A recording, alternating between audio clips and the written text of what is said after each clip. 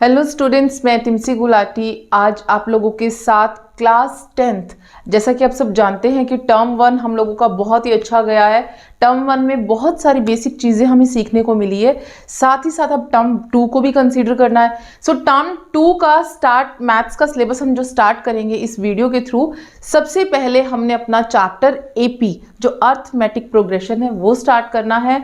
पूरा के पूरा एनसीईआरटी सॉल्यूशन, साथ ही साथ कुछ वर्कशीट्स अपलोड होंगी इस वीडियो के थ्रू, तो आप ये सभी फॉलो कर सकते हैं।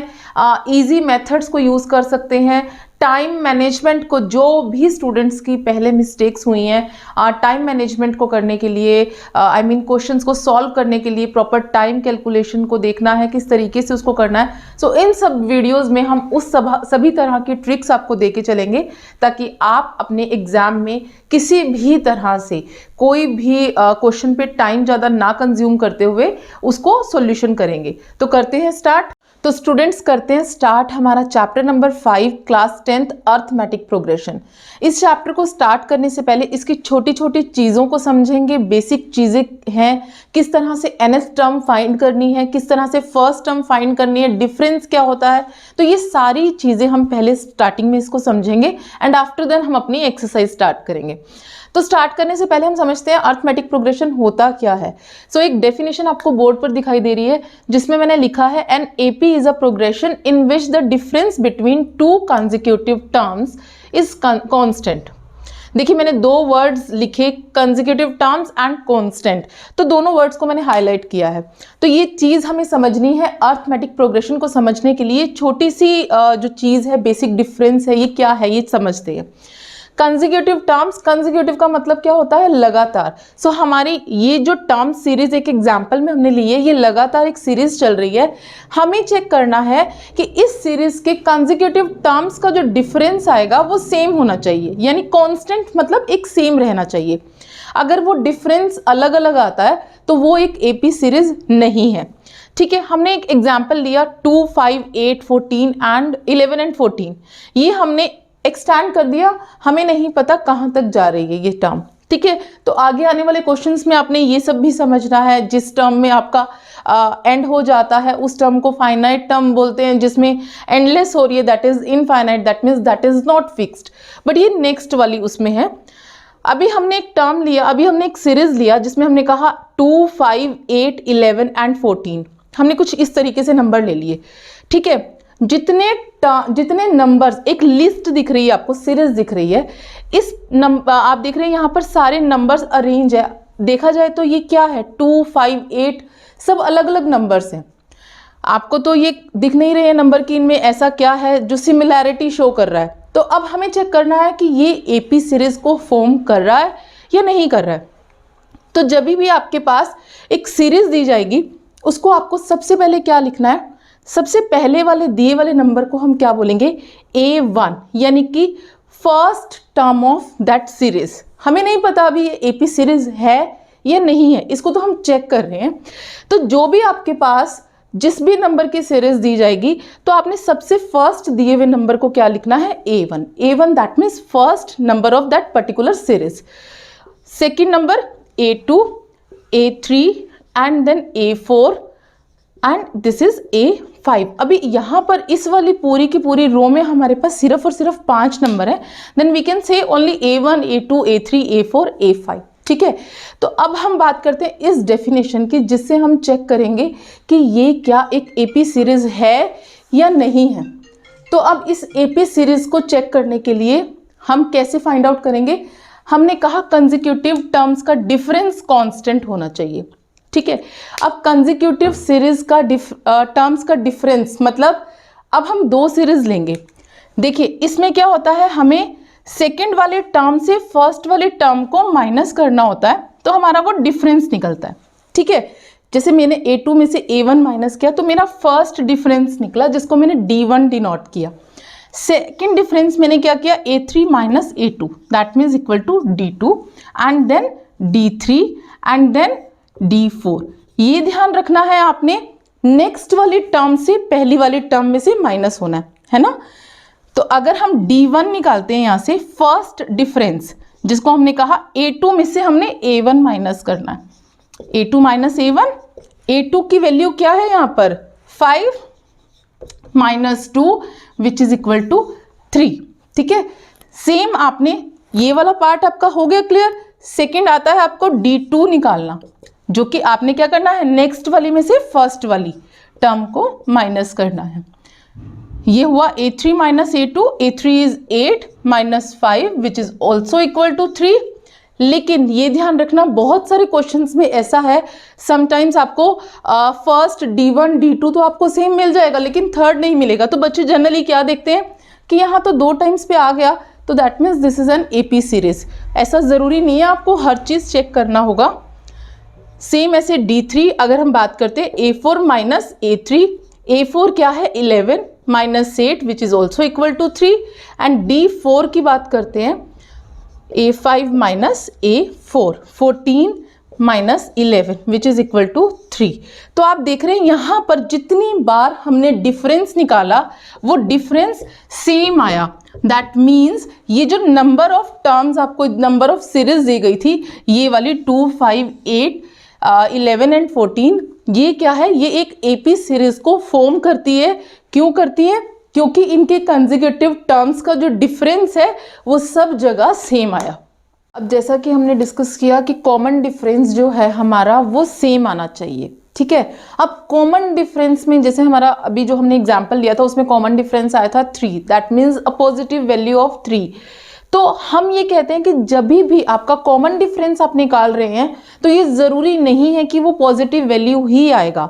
तो कॉमन डिफरेंस आपका पॉजिटिव, नेगेटिव या ज़ीरो भी आ सकता है। तो ये डिपेंड करता है वो सीरीज किस तरह से दी गई है। ठीक है, एक चीज हमेशा ध्यान रखनी है, ये 1 मार्क क्वेश्चन भी है आपके पास कि जो कॉमन डिफरेंस है AP सीरीज का, क्या वो पॉजिटिव, नेगेटिव या जीरो आ सकता है? तो वो बिल्कुल आ सकता है। पॉजिटिव वैल्यू भी आ सकती है, नेगेटिव भी आ सकती है और जीरो भी आ सकती है। अब अपने ध्यान से समझना है, अगर आपका जब आप कॉमन डिफरेंस निकाल रहे हैं, अगर वो वैल्यू पॉजिटिव आई, जैसे कि हमारे क्वेश्चन में हमने सॉल्व करके निकाली +3 आई, तो हमारा जो AP है वो इंक्रीजिंग रहेगा, मतलब AP सीरीज जो है वो इंक्रीज करेगी। अगर हमारा कॉमन डिफरेंस नेगेटिव आता है तो AP सीरीज भी डिक्रीज कर जाएगी। और अगर कॉमन डिफरेंस हमारा 0 आ जाता है तो हमारी AP सीरीज जो है वो कांस्टेंट रहेगी। तो ये 0 वाला तो आपकी एक्सरसाइज का भी एक क्वेश्चन है जिसमें आपका AP का डिफरेंस, कॉमन डिफरेंस जो आ रहा है वो 0 आ रहा है, तो उस सीरीज को हम क्या बोलेंगे? तो वो AP की हमारी सीरीज जो रहेगी वो कांस्टेंट सीरीज रहेगी। तो हमने फर्स्ट वाले क्वेश्चन में एक वर्ड हम डिस्कस कर रहे थे, फाइनाइट और इनफाइनाइट। तो फाइनाइट मतलब क्या होता है? फिक्स्ड, और इनफाइनाइट का मतलब जो फिक्स्ड नहीं है। तो AP में जनरली आपको 2 तरह की टर्म्स मिलती हैं, एक होता है फाइनाइट टर्म्स जो फाइनाइट AP, और सेकंड होता है इनफाइनाइट। फाइनाइट का मतलब क्या होता है कि जो नंबर ऑफ टर्म्स है, यानी कि जो आपके पास इस तरीके की सीरीज होगी ना, वो एंड होगी, यानी फिक्स होगी किसी एक नंबर के साथ, वो अप टू नहीं होगी। यानी कि जैसे ये आपने एग्जाम्पल देखा, जो मैंने फर्स्ट एग्जाम्पल भी लिया उसमें भी इनफाइनाइट तक वैल्यू थी, वो फिक्स नहीं थी। सो जो भी आपके पास सीरीज में वैल्यू फिक्स होगी तो उसको हम क्या बोलेंगे? Finite AP। और जिसमें नंबर ऑफ टर्म आपके पास फिक्स नहीं होंगी, वो आगे चलती जाएंगी, उनको बोलेंगे इनफाइनाइट AP। तो ये है हमारी जर्नल फॉर्म ऑफ AP, यानी जब हम AP की सीरीज को लिखते हैं तो हम कैसे लिखते हैं? A फर्स्ट नंबर जो भी हमारा टर्म का दिया जाता है A, जो कि जिसको हमने कहा फर्स्ट टर्म, फिर सेकंड टर्म जो भी लिखी जाती है डिफरेंस के साथ ऐड करके लिखी जाती है। So A + D, A + 2D, A + 3D and up to जितनी आपकी टर्म्स है। So this is the general form of an AP। Here A is equal to first term, D is equal to common difference, D आपका 0 भी हो सकता है, greater than 0 भी हो सकता है, लेस देन 0 भी हो सकता है। तो ये है हमारे पास nth टर्म ऑफ AP। जब हमें nth टर्म फाइंड आउट करनी होती है तो हम किस तरीके से फाइंड आउट करते हैं? an is equal to A + n-1 into D। सो यहाँ पर A क्या है आपके पास, जो हमने AP की सीरीज में कहा था first term of AP, and n मतलब जितनी नंबर ऑफ टर्म्स है, -1 इंटू D मतलब कि कॉमन डिफरेंस। ये ध्यान रखिएगा, बोर्ड मास फिर से अप्लाई होगा यहाँ पर भी। आप जब n-1 यानी कि नंबर नंबर ऑफ टर्म्स जितनी भी है उसमें -1 करेंगे। तो सबसे पहले आपको यही सॉल्व करना होगा।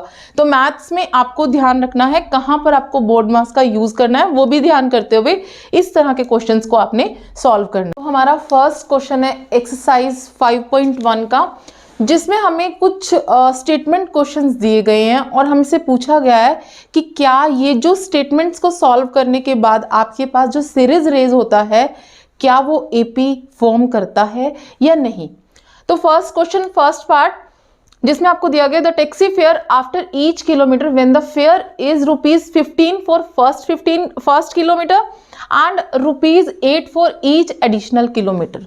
दैट मीन्स एक टैक्सी है जब वो फेयर करती है फर्स्ट किलोमीटर के लिए, यानी फर्स्ट जो सबसे पहला किलोमीटर वो जो चार्ज करती है वो करती है ₹15।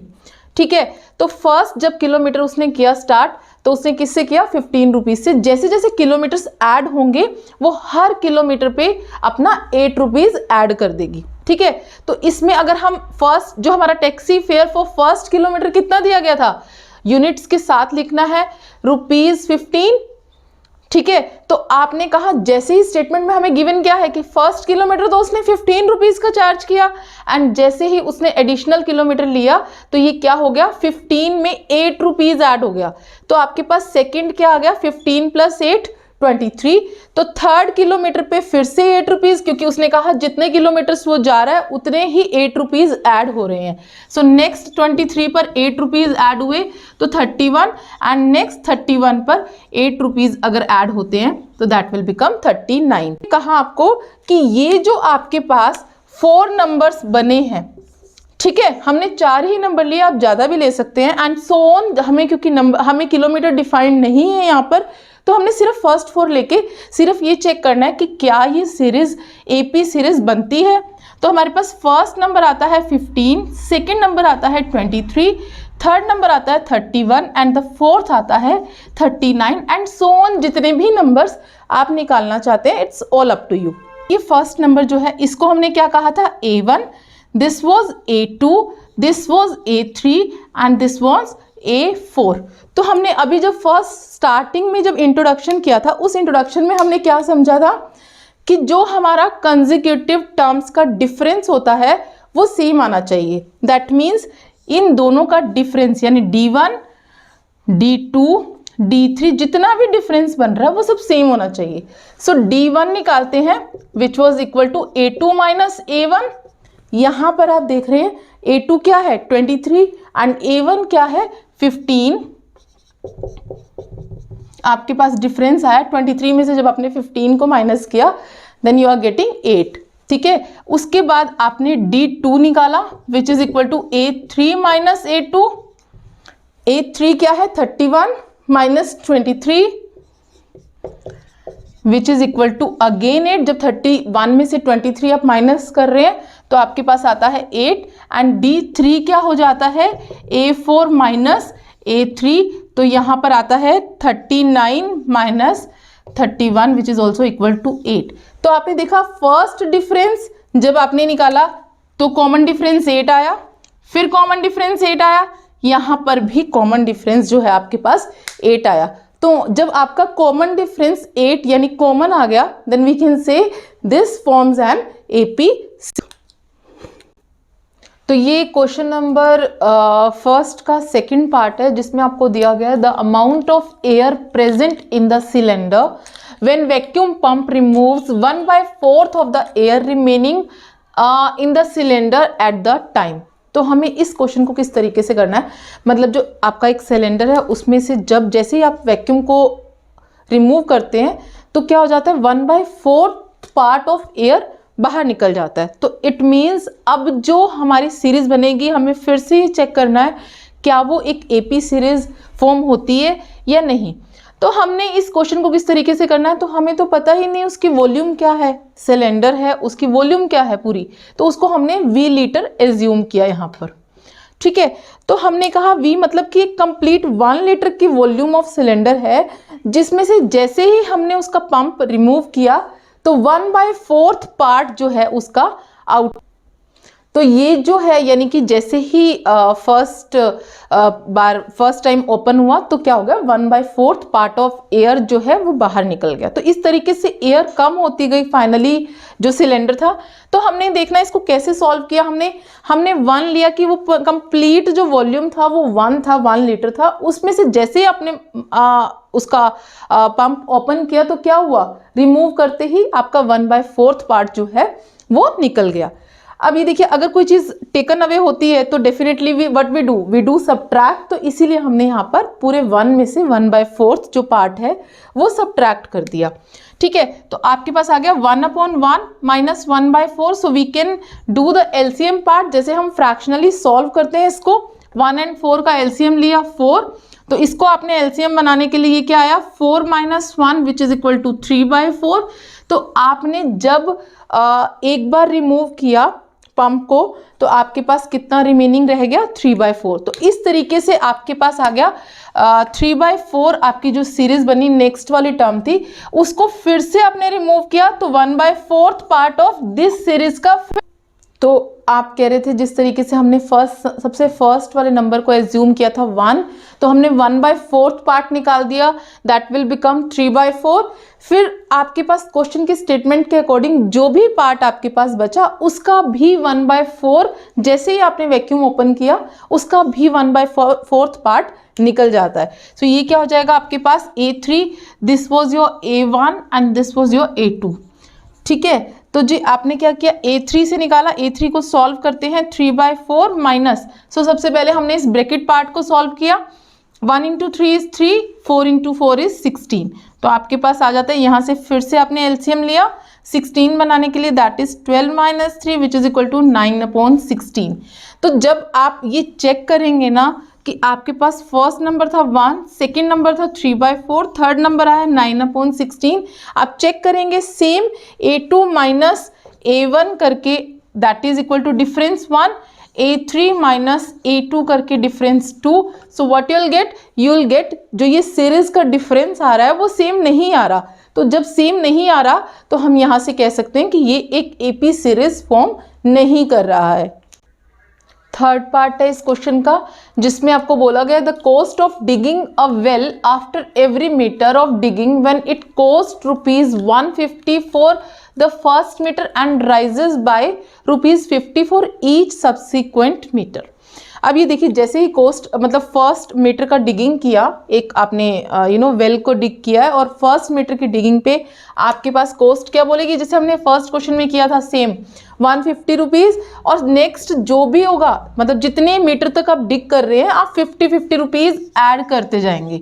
ठीक है, लेकिन लिखना इसको स्टेटमेंट वाइज ही है। सो फर्स्ट अगर हमने कहा 150 रुपीज़ फर्स्ट मीटर के लिए लिया, तो सेकेंड मीटर की जब उसने डिगिंग किया तो क्या हो गया, 150 प्लस 50 मैंने ऐड किया 150 के अंदर जो बना 200, ऐसे ही फिर 200 के अंदर 50 ऐड किया, दैट विल बिकम 250 एंड 250 में फिर से 50 ऐड किया, मैंने कहा 300। तो मैंने सिर्फ 4 टर्म्स इसकी बनाई।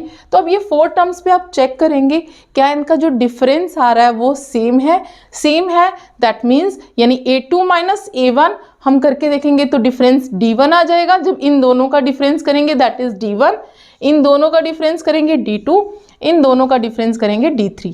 तो ये तीनों का वैल्यू अगर कांस्टेंट यानी कि सेम आ जाता है, आप जब चेक करेंगे तो ये सेम ही आएगा। तो ये क्या है, एक AP सीरीज को फॉर्म कर रहा है। तो फोर्थ पार्ट है आपका जिसमें बोला गया the amount of money in the account every year when ₹10,000 is deposited at the compound interest at the rate of 8% per annum. आप लोगों ने पढ़ा होगा क्लास 8th का जो चैप्टर था कंपाउंड इंटरेस्ट। तो हमें कहा गया कि 10,000 रुपीज़ हमने डिपॉजिट करने हैं हर साल, और एवरी 8 ईयर जो आपको कंपाउंड इंटरेस्ट मिलेगा वो क्या होगा, आपको वो फाइंड आउट करना है। क्या वो जितनी साल डिपॉजिट है क्या वो AP सीरीज फॉर्म कर रहा है, लेट इट चेक। हमारे पास कंपाउंड इंटरेस्ट निकालने का फॉर्मूला क्या होता था, P × 1 + R/100 पावर n, मतलब कि टाइम, n को हम टाइम बोलते थे, नंबर ऑफ ईयर्स। तो यहाँ पर जैसे कि फर्स्ट प्रिंसिपल अमाउंट क्या है आपके पास 10,000 rupees, 1 plus rate of interest क्या दिया गया 8/100, ये फर्स्ट ईयर का। ऐसे ही सेकेंड ईयर का निकाल लेंगे, सेकेंड ईयर का क्या होगा 10,000 1 + 8/100 पावर 2। इस तरीके से आपने सभी का निकाला और आपने चेक करना है क्या ये सेम आ रहा है। मैं फिर भी विदाउट सॉल्यूशन किए हुए, क्योंकि हम लोग एवरीडे करते हैं, सो आप लोग जब सॉल्व करेंगे इसको, then you will find that कि आपके पास जो सीरीज रेज हो रही है वो एक एपी सीरीज नहीं है। ये है आपके पास क्वेश्चन नंबर 2, जिसमें दिया गया है आपको कि आपको फर्स्ट 4 टर्म्स ऑफ एपी निकालना है, यानी कि आपको फर्स्ट 4 नंबर्स निकालने हैं उस टर्म के जिससे ये एपी फॉर्म करती है। तो आपके पास फर्स्ट नंबर दिया गया, यानी ए दिया गया है 10 एंड डी दिया गया है 10। ठीक है, अब ध्यान से समझना हम 4 टर्म्स कैसे निकालेंगे। अभी अभी जब हमने स्टार्टिंग में मैंने आपको डिफरेंस निकालना सिखाया था, तो मैंने कहा था ये क्या होता है, A2 - A1। तो अगर मेरे पास यहाँ से क्या, मेरे पास A1 यानी ये जो फर्स्ट नंबर दिया गया A1 है, यहाँ से मुझे अगर A2 निकालना है तो ये A1 यहाँ आके लेफ्ट साइड में आ जाएगा। ये फॉर्मूला बन गया आपके पास पहली चीज़। तो आपके पास D क्या है 10, A2 क्या है, आप A1 क्या है वो भी 10 है, तो A2 क्या बन जाएगा 20। यानी फर्स्ट नंबर अगर आपके पास 10 है तो सेकंड बन गया 20। Same D2 = A3 - A1, A3 - A2। A3 क्या है आपके पास, आपको यहाँ से आपने A3 का निकाला तो A2 को आप लेफ्ट साइड पे पोजिशनेट कर देंगे, तो वो क्या हो जाएगा, माइनस से प्लस में आ गया बिकॉज ट्रांसपोजिशन हो गया। D2 सेम, डिफरेंस तो सेम है, तो D2 की भी वैल्यू क्या हो जाएगी 10। A2 की आपने खुद बनाई है तो वो क्या हो जाएगा 30। इस तरीके से आपने सारे जो है आपकी 4 टर्म्स निकालने हैं। यहाँ तो 4 ही बोली गई, तो 1 फर्स्ट टर्म आपके पास हो गई 10, सेकेंड टर्म हो गई 20 which is A2, third term हो गई 30 and fourth term is 40।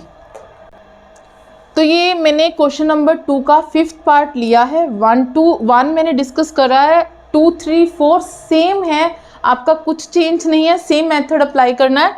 But ये मैंने सिर्फ इसलिए ले लिया क्योंकि ये डेसिमल है, तो एक बार सॉल्व करके देख लेते हैं इसको भी।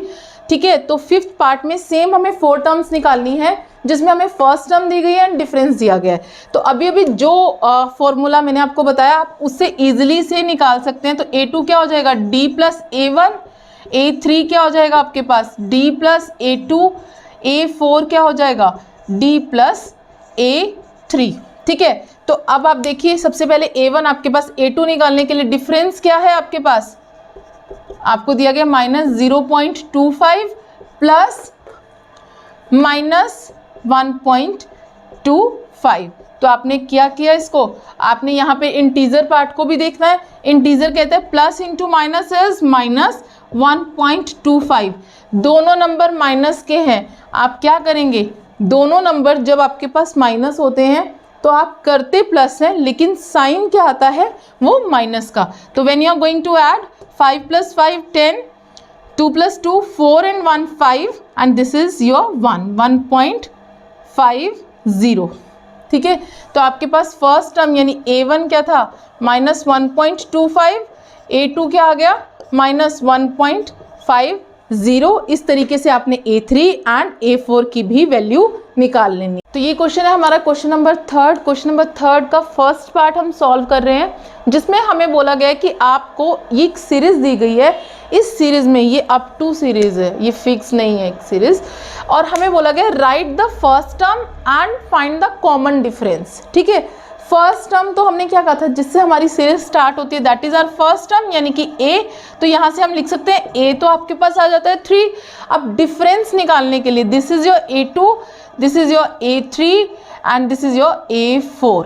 तो डिफरेंस हर पार्ट में आपका कांस्टेंट रहेगा। तो D हम निकालते हैं, अगर हम D1 कहते हैं तो A2 - A1, A2 आपके पास क्या है 1, एंड अब हमने माइनस करके हमारी सेकेंड टर्म, फर्स्ट टर्म क्या थी 3, तो 1 - 3 फिर से इंटीजर आ जाता है। आप जब 3 में से 1 माइनस करते हैं तो आपके पास क्या आएगा 2, लेकिन इंटीजर कहता है बिगर नंबर क्या है आपका माइनस साइन के साथ, तो आपके पास डिफरेंस क्या आ जाएगा -2। ये थर्ड क्वेश्चन का 4th पार्ट में ले रही हूँ। सेकंड और थर्ड बिल्कुल सेम है आपके पास। अगर कोई भी कंफ्यूजन हो जाता है किसी भी स्टेप को करने के लिए तो आप हमारे कमेंट बॉक्स में जाकर हमें आप अपना मैसेज थ्रू कर सकते हैं, तो हम आपको उसका सॉल्यूशन प्रोवाइड कर देंगे। अब आता है, ये भी सीरीज दी गई है आपके पास, इसमें फिर से सेम पूछा गया फर्स्ट सीरीज यानी फर्स्ट टर्म कौन सी है हमारे पास यहाँ पर 0.6, यानी this is your A1, this is your A2, this is your A3 and this is your A4। ठीक है, अब हमारे पास फर्स्ट टर्म तो हमें यहाँ से दिख गई, क्या है A इज इक्वल टू 0.6। अब हमको डिफरेंस निकालना है, ये मैंने सिर्फ इसलिए ले लिया कि ताकि जो डेसिमल वाला क्वेश्चन है वो भी आपको करने को कोई कंफ्यूजन ना हो। A2 माइनस A1, 1.7 माइनस 0.6, तो जब आप इन दोनों को सब्ट्रैक्ट कर रहे हैं 1.1, so 1.1 you are getting here a difference between that series. Size का fourth question, first part, last question है इस एक्सरसाइज का, जिसमें हमें बताना है कि क्या जो ये सीरीज दी गई है AP है या नहीं है। जो हमने सारे क्वेश्चंस में अप्लाई किए सेम हमने यहाँ पर भी अप्लाई करना है कि हमने फर्स्ट टर्म सेम, डिफरेंस हमारा जो है वो सेम होना चाहिए। A1, A2, A3 को पहले लिख लेंगे ताकि हम इजीली डिफरेंस निकाल पाए। सो हमारे पास D1 क्या होता है, A2 माइनस A1। सिर्फ और सिर्फ AP को चेक करने का एक ही तरीका है कि डिफरेंस जो है वो कांस्टेंट होना चाहिए दो कंसेक्यूटिव टर्म्स का। ठीक है, so A2 minus A1, 4 minus 2 which is equal to 2। फिर उसके बाद D2 is equal to A3 minus A2 which is equal to 8 minus 4 which is equal to 4, and then D3 आपके पास क्या हो जाता है A4 minus A3, 16 minus 8 which is equal to 8। तो आप देख रहे हैं तीनों जगह डिफरेंस सेम नहीं है, तो ये जो हमारे पास सीरीज दी गई है ये AP फॉर्म नहीं करती है। तो ये क्वेश्चन है हमारा फोर्थ क्वेश्चन का फिफ्थ पार्ट। जो 2, 3, 4 पार्ट्स हैं उनमें फ्रैक्शनल या डेसिमल के क्वेश्चंस हैं, तो वो जब आप लोग सॉल्व करेंगे तो इजीली सॉल्व कर पाएंगे। लेकिन इसमें था अंडर रूट, तो इस क्वेश्चन को मैंने इसीलिए लिया ताकि आप इजीली सॉल्व करना सीख जाएं। तो सबसे पहले सेम लिखते हैं, हमारी फर्स्ट टर्म क्या है A1, सेकेंड टर्म आपके पास क्या दी गई है 3 प्लस अंडर रूट 2, ये complete A2, 3 plus 2 under root 3 is A3 and 3 plus under 3 under root 3 is A4। ठीक है, तो अब हमने डिफरेंस निकालना है which is equal to A2 minus A1, A2 minus A1। A2 क्या है आपके पास 3 plus under root 2 minus 3। अब ये देखिए ध्यान से, एक नंबर प्लस 3 है, एक नंबर माइनस 3 है, दोनों कैंसिल हो जाएंगे और आपके पास जो डिफरेंस आ जाता है वो आता है अंडर रूट 2। अब हमने D2 निकाला, ये था D1, D2 कैसे निकालेंगे A3 माइनस A2। चेक तो यही करना है कि सभी डिफरेंस जितने सीरीज में दिए गए हैं वो सारे सेम आए। A3 क्या है 3 plus 2 under root 2 minus A2 क्या है आपके पास 3 प्लस अंडर रूट 2। आप ये देखिए, मैंने इसको इसलिए ब्रैकेट में लिया क्योंकि ये पूरा नंबर था और इसमें ऑपरेशनल साइन प्लस भी था, लेकिन जब आप यहाँ माइनस कर रहे हैं और तो वो ब्रैकेट जब ओपन होगी तो वो साइंस को भी अफेक्ट करेगी, साइंस भी ओपन होंगे। 3 प्लस 2 अंडर रूट 2, तो जब ये माइनस इस ब्रैकेट के साथ ओपन होगा, क्योंकि ये 3 जो है प्लस का एक नंबर है, तो plus into minus is minus और plus into minus is minus, so minus under root 2 हो गया। फिर से आप देख रहे हैं ये दोनों 3 और 3 कैंसिल हो गए, आपके पास बचता है 2 under root 2 minus under root 2। अब आप देख रहे हैं दोनों अंडर रूट 2 के साथ हैं, तो अगर इसके आगे कोई नंबर नहीं दिया गया है तो that means which is equal to 1। So 2 under root 2 में से आप 1 अंडर रूट 2 को माइनस कर सकते हैं और आपके पास जब सब्ट्रैक्ट करेंगे you are getting my under root 2। तरीके से थर्ड वाली जो आपका डिफरेंस आएगा वो भी अंडर रूट 2 आ जाएगा। तो इस वाली सीरीज में ये एक AP सीरीज जो है वो फॉर्म कर रही है। हाँ जी, ये फोर्थ क्वेश्चन का 12th पार्ट है जिसमें फिर से अंडर रूट्स के क्वेश्चन आए हैं। तो इसको किस तरीके से सॉल्व करना है, देखिए बहुत बच्चे कंफ्यूज हो जाते हैं इस तरह के अंडर रूट्स को देखते हुए।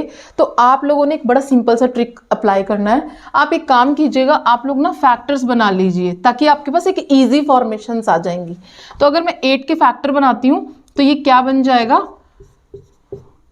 2 इंटू 2 इंटू 2, ये कंप्लीट अंडर रूट में है आपके सामने। मैंने इसको डिसोसिएट किया है सबसे पहले, ठीक है। तो ये पेयरिंग बन रहा है तो ये बाहर आ जाएगा, 2 रूट 2 आ गया। इसको आप लिख सकते हो, फर्स्ट नंबर तो आपका अंडर रूट 2 है, सेकेंड नंबर 2 अंडर रूट 2, ताकि अंडर रूट 2 की फॉर्मेशन हो जाए सब जगह से। सेम ऐसे ही 18 को अगर मैं फैक्टर बनाती हूँ 2 9 जा 3 3 जा एंड 3 1 जा, तो इसके जो अंडर रूट 18 के क्या फैक्टर बनते हैं, 3 इंटू 3 इंटू 2, 3 बाहर आ जाएगा, अंडर रूट 2 यहाँ रह जाएगा। ठीक है, सेम 32 के हम फैक्टर बनाते हैं, 2 16 जा, 2 8 जा, 2 4 जा, 2 2 जा एंड 2 1 जा। ठीक है, तो हम ये फैक्टर जब बना रहे हैं 2 इंटू 2 इंटू 2, तो हमारे 2 पेयर बाहर निकल गए, 2 इंटू 2 इज 4, ये आ गया आपके पास 4 अंडर रूट 2। तो अब हम डिफरेंस निकालते हैं। ये हमारे पास है first A1, this is A2, this is A3 and this is your A4। ठीक है, तो हमने D1 निकाला which is equal to A2 minus A1, 2 under root 2 minus under root 2। अभी मैंने लास्ट क्वेश्चन में कहा जब आपके पास अंडर रूट 2 के आगे कुछ नहीं है then you can put 1। So 2 under root 2 में से 1 अंडर रूट माइनस हुआ तो क्या आ जाएगा, ओनली अंडर रूट 2। ठीक है, ऐसे ही आपने D2 निकाला which is equal to A3 minus A2, ये क्या था 3 under root 2 minus 2 under root 2, तो जब आपने डिफरेंस निकाला आपके पास आया अंडर रूट 2। तो आपने इस तरीके से देखा तीनों टर्म्स में से जब आपने D3 तक निकालेंगे तो आपको मिलेगा जो डिफरेंस है वो कॉमन डिफरेंस आपके पास अंडर रूट 2। तो इस तरह से हमने इस क्वेश्चन में जो हमारा कॉमन डिफरेंस है सबका अंडर रूट 2 आया। तो इस तरह से पता चला कि हमारी एक AP सीरीज को फॉर्म कर रहा है। तो इस तरह से आपने इस फर्स्ट एक्सरसाइज के सारे क्वेश्चन बहुत ही इजी फॉर्मेट पे सॉल्व करने हैं। सबसे पहले इंट्रोडक्शन को समझना है, फिर इस तरह से सारे क्वेश्चंस को सॉल्व करना है। स्टूडेंट्स, इस तरह से हमने अर्थमेटिक प्रोग्रेशन की फर्स्ट एक्सरसाइज 5.1 का इंट्रोडक्शन और सभी क्वेश्चंस को सॉल्व करके देखा है। बहुत ही इजी मेथड्स को अप्लाई किया है, साथ साथ फॉलो करेंगे इन स्टेप्स को तो बहुत ही अच्छे से कर पाएंगे। तो इन सब के साथ आप हमारी वीडियोस को लाइक करना, सब्सक्राइब करना बिल्कुल मत भूलिएगा। साथ ही साथ बेल आइकन को प्रेस करना बिल्कुल नहीं भूलिएगा ताकि आप हमारे रेगुलर नोटिफिकेशन से अपडेट रहें।